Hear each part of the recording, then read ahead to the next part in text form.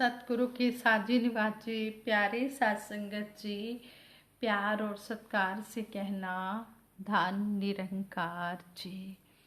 मैं तेरा शुक्र करा मेरे साहिबा, मेरी जिंदगी ने साइयां तैथों रहमतां ने पाइयां, मेरी सोच तो परा मेरे साहिबा। सच्चे पातशाह हजूर सतगुरु माता जी, हम आप जी का शुक्राना करते हैं। आप जी ने तो हमें इतना दिया है, इतना दिया है कि हमारी सोच से भी परे है। सच्चे पातशाह आप जी का जितना भी शुक्राना किया जाए उतना ही कम है। आप जी का शुक्राना करते हुए दासी आप जी के आशीर्वाद से ये विचार रखने जा रही है। आप जी ये विचार सच्चे पातशाह प्रवान करना, अगर कोई गलती हो जाए तो क्षमा करना। साध संगत जी कहते हैं, अपना सुधार संसार की सबसे बड़ी सेवा है। अपने को सुधार लेना संसार को सुधार लेने की शक्ति का परिचय देता है। जो दूसरों को जीते, जो दूसरों का मन जीत लेता है, जो दूसरों को सुख देता है, शांति देता है, वही जीना कहलाता है। अपने लिए भी जीना क्या, कोई जीना कहलाता है। जीना उसी का मुबारक है जो दूसरों के काम आता है, जो दूसरों की सेवा में लगता है, जो दूसरों को सुख शांति देता है, जो प्यार के मीठे बोल बोल कर दूसरे के दिल को खुशी देता है। अगर हम किसी को खुशी दे पाते हैं तो कहते हैं कि हमारी उस खुशी से सतगुरु भी खुश होता है और वो इंसान भी खुश हो जाता है जिसको खुशी मिलती है। इसलिए हम संसार में सब रहते हुए, इन श्वासों के रहते हुए हम अच्छे ही कर्म करें और दूसरों को खुशी देने का कारण बने। साध संगत जी दासी एक स्टोरी आप जी के साथ शेयर करने जा रही है। आप जी ये स्टोरी परवान करें। कहते हैं, एक बार की बात है, एक समृद्ध व्यापारी जो हमेशा अपने गुरु से परामर्श करके कुछ ना कुछ अच्छा कर्म किया करता था। एक दिन वह गुरु जी से बोला, गुरुदेव, धन कमाने के लिए मैं अपना गांव पीछे जरूर छोड़ आया हूँ, पर हर समय मुझे लगता है कि वहाँ पर एक ऐसा देवालय बनाया जाए जिसमें देव पूजन के साथ साथ भोजन की भी व्यवस्था हो। अच्छे संस्कारों से लोगों को अच्छे संस्कार मिले और शरण में आए हुए को शरण मिले, जो भगवान की शरण में आए उसे शरण मिले, और वस्त्रहीन का तन ढके, रोगियों को दवाई मिले और उनका इलाज हो, बच्चे अपने धर्म के वास्तविक स्वरूप के जानकार हो सकें। यह बात सुनते ही गुरुजी खुशी से बोले, केवल गांव में ही क्यों, तुम ऐसा ही एक मंदिर अपने इस नगर में भी बनवाओ। व्यापारी को यह बात बड़ी अच्छी लगी और उसने 2 मंदिर, एक अपने गांव और दूसरा अपने नगर में जहां वह अपने परिवार के साथ रहता था, 2 मंदिर बनवा दिए। दोनों देवालय जल्दी ही लोगों की श्रद्धा के केंद्र बन गए। लेकिन कुछ ही दिन बीते कि व्यापारी ने देखा कि नगर के लोग गांव के मंदिर में आने लगे हैं, जबकि वहां पहुंचने का रास्ता बहुत मुश्किल है। उसकी समझ में नहीं आ रहा था कि ऐसा क्यों हो रहा है। वह कुछ सोचने लगा और फिर वह गुरु जी के पास गया और गुरु जी को सारी बात बता दी। गुरु जी ने कुछ सोच विचार किया और फिर उसे सलाह दी कि वह गांव के मंदिर के पुजारी को नगर के मंदिर में सेवा के लिए बुला ले। उसने ऐसा ही किया। नगर के पुजारी को गांव और गांव के पुजारी को नगर में सेवा पर लगा दिया। कुछ ही दिन बीते थे कि वह यह देखकर हैरान रह गया कि अब गांव के लोग नगर के मंदिर की ओर जाने लगे हैं। अब तो उसे हैरानी के साथ साथ परेशानी भी अनुभव होने लगी। बिना एक पल की देरी किए वह फिर गुरु जी के पास जाकर हाथ जोड़कर कहने लगा, आपकी आज्ञा के अनुसार मैंने दोनों पुजारियों का तबादला कर दिया है, दोनों को मैंने बदल दिया है, लेकिन फिर भी समस्या पहले से भी गंभीर हो गई है। अब तो मेरे गांव के जानकार और मेरे रिश्तेदार दुख सहकर और किराया लगाकर नगर के देवालय में आने लगे हैं। मुझसे यह नहीं देखा जाता है। व्यापारी की बात सुनते ही गुरुजी सारी बात समझ गए और बोले, हैरानी और परेशानी छोड़ो।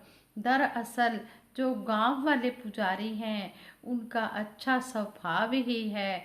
जो लोग उसी देवालय में जाना चाहते हैं जहाँ पर वे पुजारी होते हैं, उनका लोगों से निस्वार्थ प्रेम है।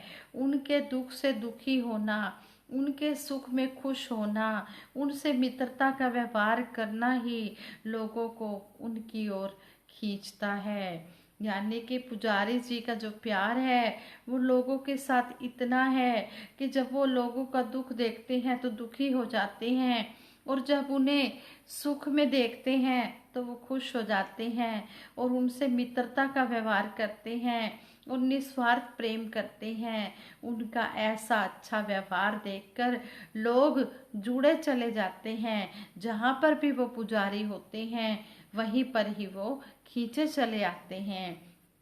अब सारी बातें व्यापारी की समझ में आ चुकी थी। संतों महापुरुषों, इस स्टोरी से हमें यही शिक्षा मिलती है कि हमें भी यह बात अच्छे से समझनी चाहिए कि हमारा व्यक्तित्व हमारे बाहरी रंग रूप से नहीं, हमारे कर्म व्यवहार से निर्धारित होता है। बिल्कुल एक समान ज्ञान और वेशभूषा वाले दो पुजारियों में लोग कष्ट सहकर भी उसी के पास गए जिसका बहुत अच्छा व्यवहार था, जो दूसरों के दुख में दुखी होता था, जो दूसरों को खुश देखकर खुश होता था, जो प्रेम वाला प्यार वाला व्यवहार करता था। इसी तरह हम भी चाहे जिस भी कार्य क्षेत्र से जुड़े हों, हमारी सफलता में हमारे व्यवहार का बहुत बड़ा योगदान होता है। हम सभी को इस परम सत्य का बोध होना चाहिए कि इस धरती पर हम अपने लिए ही नहीं आए हैं। हमें अपने सुख दुख की चिंता के साथ साथ दूसरों के सुख दुख को भी बांटना चाहिए, उनसे मित्रतापूर्ण व्यवहार करना चाहिए, ताकि हम जहाँ पर भी हों वहाँ पर ही एक अच्छा वातावरण बना रहे और हमारी जो सोच है वो सबके प्रति अच्छी बनी रहे। जैसे सतगुरु बाबा हरदेव सिंह जी महाराज कहते हैं कि हमें सुंदर स्थान खोजने की, सुंदर लोग, अच्छे लोगों को खोजने की ज़रूरत नहीं है। हम जहाँ भी जाएं उस स्थान को अपने कर्म व्यवहार से सुंदर बना दें, अच्छा बना दें। जहाँ भी जाएं हम उन लोगों को अपने व्यवहार से अपना बना लें तो सारी जगह स्वर्ग ही स्वर्ग नज़र आएगा, सारी जगह प्यार ही प्यार नज़र आएगा। जब हर जगह प्यार ही प्यार बस जाएगा तो फिर इस धरती पर स्वर्ग हो जाएगा। इसी का नाम स्वर्ग है। दूसरे को सुख देना ही सबसे बड़ा स्वर्ग है। साथ संगत जी, जिस तरह हमें सतगुरु समझा रहे हैं, हम सतगुरु की एक एक बात को अपने जीवन में कर्म रूप में ढालते चले जाएं और सतगुरु सच्चे पातशाह से यही आशीर्वाद मांगें, ये स्वर्ग हो मेरे घर में भी जो स्वर्ग है तेरे दर बाबा, मंदिर सा लगे मेरा घर आंगन, ऐसी रहमत कर दो माता। सतगुरु माता जी ऐसी रहमत कर दो, जो स्वर्ग की बातें, जो अच्छी अच्छी बातें आप जी के दरबार से हमें सुनने को मिलती हैं, वही बातें हम अपने घर में भी अप्लाई करें, लागू करें। हम हर एक के साथ घर परिवार में भी प्यार से रहें और प्यार की बातें करें और उनको जीवन में ढालें। ऐसी एक और स्टोरी आप जी के चरणों में शेयर करने जा रही है। कहते हैं, एक फटी धोती और फटे कमीज पहने एक व्यक्ति अपनी 15-16 साल की बेटी के साथ, अपनी 15-16 साल की बेटी के साथ एक बड़े होटल में पहुंचा। उन दोनों को चेयर पर बैठा देख एक वेटर ने उनके सामने 2 गिलास साफ ठंडे पानी के रख दिए और पूछा, आपके लिए क्या लाना है। उस व्यक्ति ने कहा, मैंने अपनी बेटी को वादा किया था, यदि तुम क्लास 10th की क्लास में जिले में फर्स्ट आओगी तो मैं तुम्हें शहर के सबसे बड़े होटल में एक डोसा खिलाऊंगा। इसने वादा पूरा कर दिया, प्लीज इसके लिए एक डोसा ले आओ। वेटर ने पूछा, आपके लिए क्या लाना है। उसने कहा, मेरे पास एक ही डोसे का पैसा है। पूरी बात सुनकर वेटर मालिक के पास गया और पूरी कहानी बताकर कहा, मैं इन दोनों को भर पेट नाश्ता कराना चाहता हूँ। अभी मेरे पास पैसे नहीं हैं, इसलिए इनके बिल की रकम आप मेरी सैलरी से काट लेना। मालिक ने कहा, आज हम होटल की तरफ से इस होनहार बेटी की सफलता की पार्टी देंगे। होटल वालों ने एक टेबल को अच्छी तरह से सजाया और बहुत ही शानदार ढंग से सभी उपस्थित कस्टमर्स के साथ उस गरीब बच्ची की सफलता का जश्न मनाया। मालिक ने उन्हें एक बड़े से बैग में 3 डोसे और पूरे मोहल्ले में बांटने के लिए मिठाई गिफ्ट के रूप में पैक करके दे दी। इतना सम्मान पाकर उनकी आंखों में खुशी के आंसू आ गए और वह सामान लेकर अपने घर चले गए। समय बीतता गया और एक दिन वही लड़की IAS की परीक्षा पास करके उसी शहर में कलेक्टर बनकर आई। उसने सबसे पहले उसी होटल में एक सिपाही भेजकर कहलाया कि कलेक्टर साहिबा नाश्ता करने आएगी। होटल मालिक ने तुरंत एक टेबल को अच्छी तरह से सजा दिया, डेकोरेट कर दिया। यह बात सुनते ही पूरा होटल कस्टमर से भर गया। कलेक्टर रूपी वही लड़की होटल में मुस्कुराती हुई अपने पेरेंट्स के साथ पहुंची। सभी उसके सम्मान में खड़े हो गए। होटल के मालिक ने उन्हें गुलदस्ता भेंट किया और ऑर्डर के लिए निवेदन किया। उस लड़की ने खड़े होकर होटल मालिक और उस वेटर के आगे नतमस्तक होकर कहा, शायद आप दोनों ने मुझे पहचाना नहीं है। मैं वही लड़की हूँ जिसके पिता के पास दूसरा डोसा लेने के लिए पैसे नहीं थे और आप दोनों ने मानवता की सच्ची मिसाल पेश करते हुए मेरे पास होने की खुशी में एक शानदार पार्टी दी थी और मेरे पूरे मोहल्ले के लिए मिठाई पैक करके दी थी। आज मैं आप दोनों की बदौलत ही कलेक्टर बनी हूँ। आप दोनों का एहसान मैं हमेशा याद रखूँगी। आज यह पार्टी मेरी तरफ से है और उपस्थित सभी ग्राहकों और पूरे होटल स्टाफ का बिल भी मैं दूंगी। कल आप दोनों को, यानी कि होटल के मालिक को और वेटर को, उस लड़की ने बोला कि आप दोनों को श्रेष्ठ नागरिक का सम्मान एक नागरिक मंच पर किया जाएगा। साथ संगत जी, इस स्टोरी से भी हमें यही शिक्षा मिलती है, किसी भी गरीब की कभी गरीबी का मजाक बनाने के बजाय उसकी प्रतिभा का उचित सम्मान करें।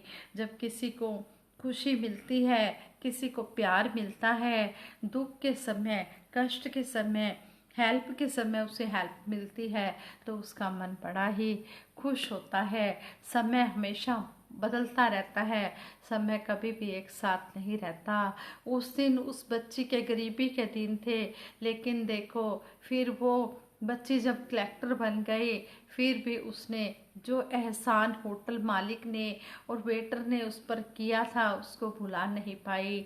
यही मानवता की सेवा के प्रति कर्तव्य बनता है कि जो भी हमारे साथ अच्छा करता है हम उसकी अच्छाई को कभी भी मत भूलें, हम हमेशा उस बात को याद करें।